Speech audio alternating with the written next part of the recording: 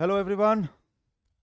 आज एक important news आई कि बलूचिस्तान ने अपने आप को इंडिपेंडेंट या स्वतंत्र घोषित किया।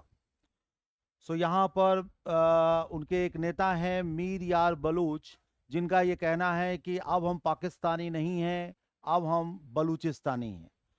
और वो यहाँ पर भारत से सपोर्ट या समर्थन की भी मांग कर रहे हैं। आज हम लोग यहाँ पर ये समझेंगे कि बलूचिस्तान पाकिस्तान से अलग क्यों हुआ, ऐसे क्या कारण थे जिसके कारण बलूचिस्तान पाकिस्तान से अलग होने की बात कर रहा है, या फिर वहाँ पर जो उसके आर्थिक संसाधन हैं उनका यहाँ पर किस तरीके से दोहन किया गया, किस तरीके से इसका विरोध किया गया और पाकिस्तानी सेना के द्वारा उसका दमन किया गया। तो आज के इस वीडियो में हम लोग समझेंगे कि बलूचिस्तान जो है वो पाकिस्तान से क्यों अलग हो रहा है और भारत से क्यों समर्थन मांग रहा है। ठीक है। मैं चाहूंगा कि आप सभी लोग इस पर फोकस करें। ठीक है। यहां पर सबसे पहले हम लोग समझेंगे कि पाकिस्तान से अलग होने के कारण क्या हैं। पाकिस्तान से अलग होने के कारण में यदि हम इसकी पृष्ठभूमि या इसके बैकग्राउंड को देखें, सो जिस तरीके से भारत में कई सारे राज्य हैं लेकिन पाकिस्तान में केवल 4 राज्य ही हैं, बलूचिस्तान, सिंध, पंजाब और उत्तर पश्चिमी सीमा प्रांत। बलूचिस्तान जो है वो पाकिस्तान का सबसे बड़ा और हम ये कह सकते हैं कि एक प्राकृतिक संसाधन संपन्न राज्य है, लेकिन सबसे कम विकसित है। ठीक है। तो यहाँ पर बलूचिस्तान के बारे में हम देखें तो बलूचिस्तान जो है वो सबसे कम विकसित प्रांत है और यहाँ पे प्राकृतिक संसाधन जो है वो बहुत ज्यादा है। दूसरी बात यह है कि यहाँ पर लंबे समय से एक अलगाववादी भावना और यहाँ पर अशांति है, और इस अशांति और अलगाववादी जो भावना है उसको यदि हम समझें तो जो दशकों से जो बलूच राष्ट्रवादी समूह है वो इस बात का यहाँ पर आरोप लगा रहे हैं कि बलूचिस्तान को जैसी मान्यता देनी चाहिए थी या बलूचिस्तान का जैसा महत्व होना चाहिए था वो यहाँ पर नहीं मिला, और इसी कारण से वो पाकिस्तान से पूर्ण स्वतंत्रता की मांग कर रहे थे। और जैसा हम लोगों ने आज के न्यूज़पेपर में देखा कि 14 मई यानी कल उन्होंने यहाँ पर अपने आप को इंडिपेंडेंट डिक्लेयर कर दिया। तो इसके पीछे यहाँ पर कुछ ऐतिहासिक कारण रहे होंगे, कुछ ऐसे यहाँ पर राजनीतिक कारण रहे होंगे जिसके कारण ये जो है वो स्वतंत्रता की मांग जो है वो काफी समय से चल रही है। ठीक है। तो यहाँ पर हम लोग इसको समझते हैं। तो संघर्ष की यदि हम ऐतिहासिक जड़ों को देखें तो यहाँ पर हमें सबसे पहले समझना होगा कि 1947 में जब पाकिस्तान या भारत का जब ये विभाजन हो रहा था तो यहाँ पे जो बलूचिस्तान में ये जो कलाट डिवीजन है, ठीक है, जो यहाँ पर एक बहुत बड़ा या अपना एक इम्पोर्टेंस रखती थी, ये तकनीकी रूप से स्वतंत्र थी। जिस तरीके से यहाँ पर पुलिस एक्शन लिया गया और 1948 में बलूचिस्तान को यहाँ पर जबरदस्ती पाकिस्तान के द्वारा कब्जा किया गया, तो उसमें ये कलात जो रीजन था वो भी शामिल था। और इस घटना को हम देखते हैं कि जो बलूच राष्ट्रवादी हैं वो यहाँ पर जबरन एकीकरण के रूप में देख रहे थे और कहीं ना कहीं अधीनता की शुरुआत के एक व्यापक रूप में देखा जा रहा था। तो पाकिस्तान का जो ये बलूचिस्तान प्रांत है इसको यदि आप देखिए तो ये जो कलाट डिवीजन है, रक्षण डिवीजन है, मकरान डिवीजन है ना, तो ये वाला जो क्षेत्र है वो सबसे बड़ा माना गया, लेकिन यहाँ पर जो है वो ये मिलना नहीं चाहते थे। तो मोहम्मद अली जिन्ना के द्वारा यहाँ पर एक पुलिस एक्शन लिया गया और पुलिस एक्शन में हम देखते हैं कि मार्च 1948 में इसे जबरदस्ती मिला लिया गया। तो ये जो जबरदस्ती मिलाया गया इसी के कारण यहाँ पर जो ये बलूच राष्ट्रवादी हैं वो इसको पसंद नहीं कर रहे थे और वो यहाँ पर अधीनता को मानते हुए स्वतंत्रता की डिमांड कर रहे थे। ठीक है। तो अब यहाँ पर हम लोग थोड़ा सा आगे समझेंगे कि इसका जो आर्थिक शोषण हुआ वो किस तरीके से किया गया। बलूचिस्तान जो है वो प्राकृतिक संसाधन संपन्न राज्य है, जहां पर हमें कोयला, तांबा, सोना और कई तरीके के प्राकृतिक खनिज हमें देखने को मिल रहे हैं, लेकिन फिर भी ये पाकिस्तान का सबसे गरीब प्रांत है। यहाँ के लोगों का ये मानना था कि जो भी यहाँ के प्राकृतिक संसाधन है वो शेष पाकिस्तान, खासतौर से जो पंजाब प्रांत है उसके लाभ के लिए यूज किए जा रहे थे। तो यहाँ पर ये पंजाब के लाभ के लिए इन संसाधनों का दोहन किया जा रहा था। चूंकि पाकिस्तान में जो पंजाबी लॉबी है वो बहुत स्ट्रांग है, ठीक है। पाकिस्तान की सेना में भी इसका बहुत बड़ा वर्चस्व है और ये जो लॉबी है वो पूरे पाकिस्तान का दोहन कर रही थी। हाल ही में जो चीन पाकिस्तान आर्थिक गलियारा, जिसको हम पाकिस्तान इकोनॉमिक कॉरिडोर कहते हैं, यहां पर भी हम देख रहे हैं कि इस बलूचिस्तान प्रांत में जो ग्वादर बंदरगाह था उसके विकास के लिए कई परियोजनाओं में भारी निवेश किया गया। यहाँ के लोगों को ऐसा लगा कि शायद यहाँ पर इनसे इनका कुछ विकास होगा, लेकिन ये उम्मीदें जो थी वो भी खाली गईं और स्थानीय जो आबादी थी उसको विस्थापित होना पड़ रहा था और उसको यहाँ पर कई तरीके की जो है वो समस्याएं आई। तो चाइना पाकिस्तान इकोनॉमिक कॉरिडोर से भी हम देख रहे हैं कि जो यहाँ के स्थानीय लोग थे उनकी जो अपेक्षाएं थीं या जो उनकी उम्मीदें थीं वो पूरी नहीं हुई और प्राकृतिक संसाधनों पर जो ये नियंत्रण की मांग के कारण बलूचिस्तान के लोग काफी समय से इस पर विद्रोह कर रहे थे। शुरुआत हम देख रहे हैं कि 1948 में हुई, फिर 1958 में, फिर 62, फिर 73 और 2004 से यहाँ पर ये सारे विद्रोह जो हैं वो चलाए जा रहे हैं। 1948 में जब से बलूचिस्तान बना तब से यहाँ पर प्राकृतिक संसाधनों पर नियंत्रण के लिए एक लंबे समय से विद्रोह चल रहा था और यहाँ के जो लोगों की जो स्थानीय मांगे थी उनको पूरा नहीं किया जा रहा था।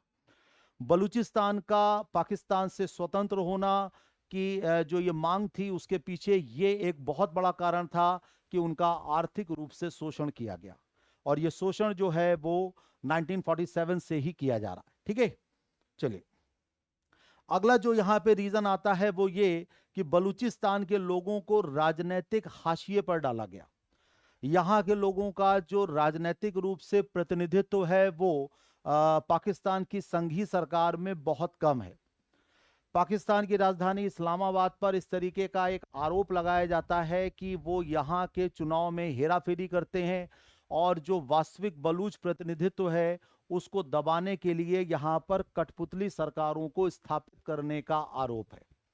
इसका मतलब ये हुआ कि जो पाकिस्तान में बलूचिस्तान प्रांत के जो स्थानीय लोग थे उनका प्रतिनिधित्व जो है वो उस सीमा तक या उस स्तर तक नहीं हो पाया जिस स्तर तक वो चाहते थे। इतना बड़ा राज्य, इतना प्राकृतिक संसाधन संपन्न राज्य का प्रतिनिधित्व देखा जाए तो सबसे कम था।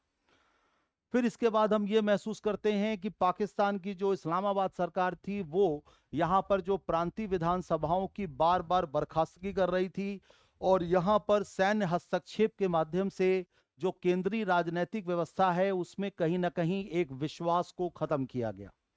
तो लोगों की जो उम्मीदें थीं वो यहाँ पर राजनीतिक रूप से भी पूरी नहीं हो पाई और जैसा भी हम लोगों ने देखा कि आर्थिक रूप से शोषण भी इनका किया गया। तो आर्थिक और राजनीतिक ये दोनों ही यहाँ पर मुख्य कारण थे जिसके कारण पाकिस्तान का ये प्रांत बहुत लंबे समय से स्वतंत्रता की मांग कर रहा था, ठीक है। अगला यहाँ पर यदि हम कारण को समझें तो वो है सैन्यीकरण और मानवाधिकारों का हनन। अब यहाँ पर बलूचिस्तान के जो स्थानीय लोग थे जब यहाँ पर ये मांग कर रहे थे तो इनकी मांगों को सुनने की जगह पर पाकिस्तान की जो तत्कालीन सरकार या वर्तमान सरकार को हम देखें तो ये बातचीत के बजाय सैन्य दमन का एक तरीका अपनाती थी। वहाँ के लोगों को जो है वो गायब करवा देना, उनकी हत्या करवा देना, ये वहाँ पर एक आम बात थी। अंतर्राष्ट्रीय संगठन यदि हम ह्यूमन राइट्स वॉच को देखें, एमनेस्टी इंटरनेशनल को देखें तो उन्होंने एक जो नीति है बलूचिस्तान पर जो पाकिस्तान सरकार की कि मार डालो और फेंक दो, ठीक है। तो यहाँ पर किल एंड थ्रो ये जो पॉलिसी अपनाई गई इस पर अंतर्राष्ट्रीय संगठनों ने भी काफी चिंता व्यक्त की, ठीक है। बलूचिस्तान के जो स्थानीय लोग हैं वो यहाँ पर हम कह सकते हैं कि जो लापता व्यक्ति शब्द है वो उनके जीवन के लिए एक पहचान बन गया। कौन कब गायब हो जाएगा, कब किसकी हत्या हो जाएगी, कब किसके साथ जो है वो पुलिस बर्बरता से व्यवहार करेगी, मिलिट्री रूल लग जाएगा, कोई भरोसा नहीं है। तो पाकिस्तान का जो ये प्रांत है ये पिछले कई समय से इस तरीके की घटनाओं को झेल रहा था और ये भी एक कारण था कि वो पाकिस्तान से स्वतंत्र होना चाहता था, ठीक है। तो जैसा भी हम लोगों ने समझा, आर्थिक कारण, राजनीतिक कारण और कहीं ना कहीं जो ये सैन्यीकरण और मानवाधिकारों का हनन है ये भी एक महत्वपूर्ण कारण के रूप में आ रहा है। फिर यहां पर हम देखते हैं कि अगले कारण के रूप में सांस्कृतिक और जातीय पहचान थी। बलूचिस्तान के लोगों की एक अपनी अलग भाषा है, अपनी अलग संस्कृति है और अपना एक इतिहास है। यहाँ के लोगों को लगता है कि उनकी पहचान जो है उसको खत्म करने का प्रयास किया जा रहा है। खासतौर से जो पाकिस्तान का पंजाबी ग्रुप है ना, वो अपनी भाषा उर्दू के माध्यम से इनकी जो सांस्कृतिक पहचान है उसको खत्म कर रहा है।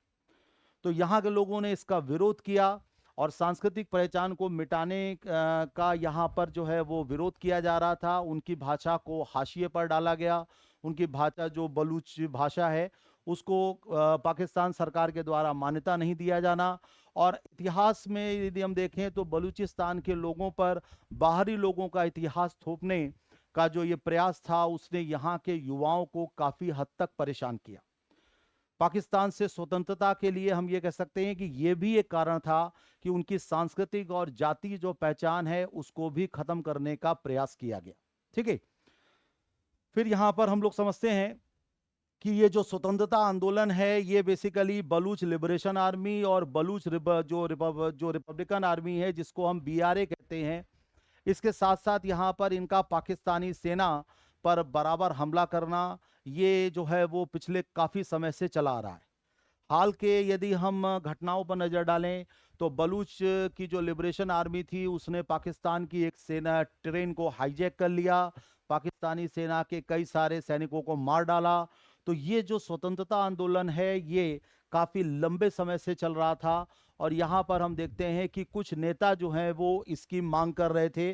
जैसे यहाँ पर देखें तो ये मीर यार बलूच, इसके बाद मेहरान मर्री, फिर इसके बाद जो है वो बुख्ती। तो ये तीनों नेता जो हैं वो बलूच मुद्दे को अंतर्राष्ट्रीय मान्यता की वकालत कर रहे थे या उसको एक मान्यता देने का प्रयास कर रहे थे और अपनी मांग को यहाँ पर इन्होंने इस तरीके से उठाया। ठीक है, तो यहाँ पर ये जो स्वतंत्रता आंदोलन है ये काफी लंबे समय से चल रहा है और इस तरीके का जो स्वतंत्रता आंदोलन है वो पाकिस्तान की सरकार को कहीं ना कहीं परेशान भी कर रहा था और यहाँ के लोगों की मांग पूरी ना हो पाने के कारण हम ये देखते हैं कि ये स्थितियां आई। ठीक है, सो अब यहाँ पर हम लोग समझेंगे कि भारत से ये मदद की मांग क्यों कर रहा है। जो मीर यार बलूच का यदि हम कल का पोस्ट देखें जो उन्होंने एक्स पर किया है उसके आधार पर हम यहाँ पर थोड़ा सा समझने की कोशिश करेंगे कि वो भारतीयों से मदद क्यों मांग रहे हैं। तो मीर यार बलूच का ये मानना है कि यदि भारतीय मीडिया और जो यहाँ के पॉलिसी मेकर्स या नीति निर्माता हैं यदि बलूच संघर्ष को सुर्खियों में लाएं तो उससे उनको काफी फायदा होगा। मतलब जो बलूचिस्तान की स्थानीय मांगे हैं और उनका जो संघर्ष है उसको यदि हम भारतीय मीडिया और यहाँ के नीति निर्माताओं के माध्यम से लाने का प्रयास करें तो उससे यहाँ पे उन लोगों की उम्मीदें पूरी होंगी।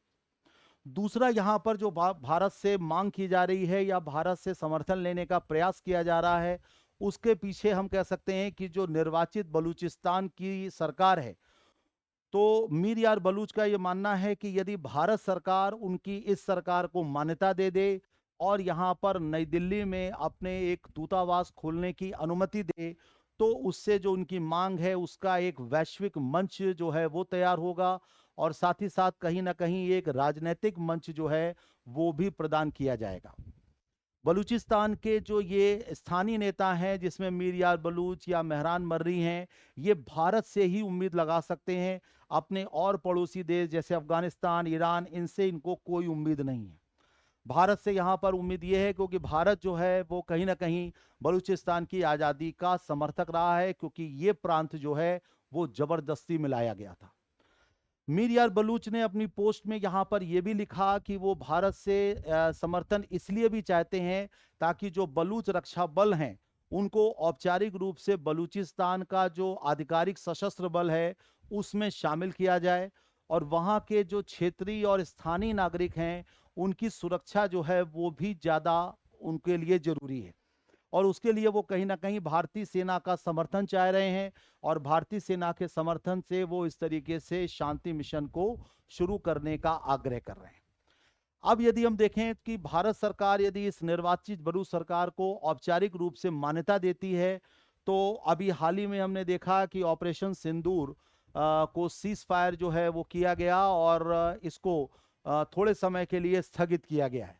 इसी बीच में ये घटना जो है वो उभर कर आ रही है। तो यदि भारत सरकार यहाँ पर निर्वाचित बलूच सरकार को औपचारिक रूप से मान्यता देती है, तो पाकिस्तान के साथ जो उसका तनाव चल रहा है उसमें कहीं ना कहीं भारत के लिए एक बहुत ही बड़ा कूटनीतिक बदलाव होगा। पाकिस्तान अभी भी एक अपने आंतरिक संघर्ष से जूझ रहा है, उसके ऊपर आर्थिक कर्जा जो है वो भी काफी ज्यादा है, और अभी हाल ही में उसने भारत से हार भी पाई है। ठीक है, तो वहां के जो स्थानीय लोग हैं वो पाकिस्तान की सरकार से संतुष्ट नहीं है, और यदि भारत सरकार यहाँ पर इस निर्वाचित सरकार को मान्यता देती है तो उसके लिए एक हम कह सकते हैं कि एक बड़ा डिप्लोमेटिक चेंज होगा। ठीक है, सो भारत सरकार जो है वो क्या रुख लेगी, किस तरीके से उसका व्यवहार होगा, ये हम लोग अभी कुछ समय बाद उसको समझ पाएंगे। लेकिन आज की जो ये इंपॉर्टेंट न्यूज़ थी उस पर आज हम लोगों ने इस चीज को समझा। इस वीडियो के माध्यम से आपको समझ में आया होगा कि बलूचिस्तान के जो ये संघर्ष है उसके पीछे क्या कारण थे। यदि हम 1947 से देखें तो वहां से ये संघर्ष शुरू हो रहा है। आर्थिक, राजनीतिक, सामाजिक, सांस्कृतिक, ये सभी कारण जो हैं वो इसके लिए रिस्पॉन्सिबल है। ठीक है, चलिए। एक जीएस फाउंडेशन बैच जो है वो 2026 के लिए स्टार्ट हुआ है, जो कि पूरी तरीके से हिंदी माध्यम का बैच है, और इसकी क्लासेस जो हैं वो लास्ट मंडे से स्टार्ट हो चुकी हैं। और ये जो बैच है इसमें प्रीलिम्स और मेंस का पूरा कवरेज होगा। हिस्ट्री वाला पूरा पोर्शन जो है वो यहाँ पर मेरे ही पास है। बाकी अलग अलग सब्जेक्ट्स के लिए अलग अलग टीचर्स हैं जो कि अपने क्षेत्र के महारथी हैं। ठीक है, तो यहाँ पर ये मेरा कूपन कूपन कोड है ST लाइव। यदि आप इसको यूज करेंगे तो आपको एक अच्छा डिस्काउंट मिलेगा। ठीक है, और इससे रिलेटेड यदि किसी को कोई डाउट या कोई क्वेश्चन है तो वो नीचे दिए गए नंबर पर कॉल भी कर सकता है। ठीक है, थैंक यू वेरी मच, आप सभी लोगों का धन्यवाद। ये मेरा टेलीग्राम चैनल का QR कोड है। आप में से जो भी टेलीग्राम चैनल को ज्वाइन करना चाहते हैं वो इसको स्कैन करके इसमें ग्रुप में शामिल हो सकते हैं।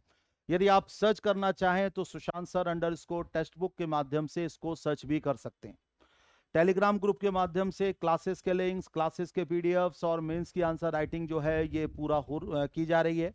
और टेलीग्राम ग्रुप में जो है बाकी जो अपडेट्स वगैरह हैं वो भी मिलते रहते हैं। ठीक है, मैं आप सभी लोगों से चाहूंगा कि आप में से जिन लोगों ने अभी तक इसे ज्वाइन नहीं किया है वो इसे जरूर ज्वाइन करें। मुझे उम्मीद है कि आज का ये वीडियो आपको अच्छा लगा होगा, और इस पर आप अपने कमेंट्स जरूर दें। और बलूचिस्तान से संबंधित जो ये आज की इंपॉर्टेंट न्यूज़ थी उस पर हम लोगों ने ये वीडियो कवर किया था। ठीक है, थैंक यू वेरी मच।